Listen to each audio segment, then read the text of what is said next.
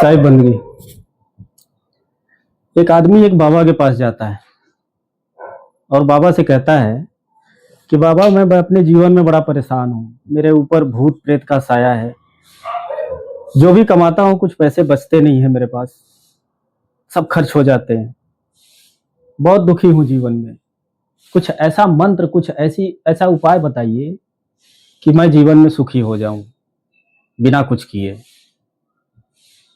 बाबा ने एक बार नीचे से ऊपर तक उसको देखा, फिर बाबा ने एक पर्ची में एक मंत्र लिख कर दिया। बोला बेटा पकड़ो पर्ची को और घर जाओ और इस पर्ची को खोलना, इस मंत्र को याद कर लेना और ध्यान रहे कि जब जाप करना उस समय बंदर को याद मत करना। उस आदमी ने कहा नहीं नहीं बाबा, बंदर को क्यों याद करूंगा, मुझे बंदर से क्या काम है, भला बंदर को क्यों याद करूंगा मैं। उसने कहा हाँ ठीक है, जाप करते समय बंदर को याद मत करना।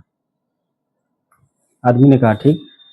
गया घर, पर्ची खोली उसने, मंत्र याद किया। अब सुबह सुबह जब ध्यान पर बैठता हो मंत्र जाप करने के लिए तो उसको बंदर ही याद आता था। लाख कोशिश की उसने लेकिन बंदर को भूल नहीं पाता था। जब भी बैठता था वो ध्यान पर उसको बंदर याद आता था। काफी दिन उसने कोशिश की कि बंदर को ना याद करे, लाख कोशिश की उसने बंदर को याद ना करे, पर उसको बंदर ही याद आता था। तो हम लोगों का जो मन है, जिस चीज के लिए मना किया जाता है उसी तरफ भागता है।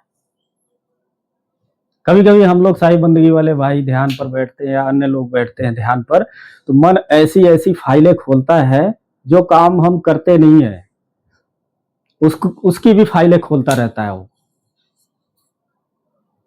तो ध्यान में बैठने वाला बड़ा परेशान रहता है, लोगों को लगता है कि वो पूजा कर रहा है, ध्यान कर रहा है, मत बोलो ध्यान भटक जाएगा। लेकिन ऐसी बात नहीं है, ध्यान बड़े मुश्किल से लगता है।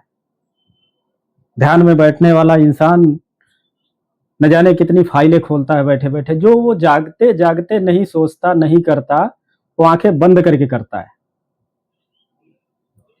तो बड़े मुश्किल से ध्यान लगता है और बहुत परेशानियां होती हैं। तो इस चीज पर ध्यान देना चाहिए हम लोगों को। हम लोगों का मन है, जिस चीज के लिए मना किया जाता है वो जरूर उस काम को करेगा। तो नमस्कार साहिब बंदगी।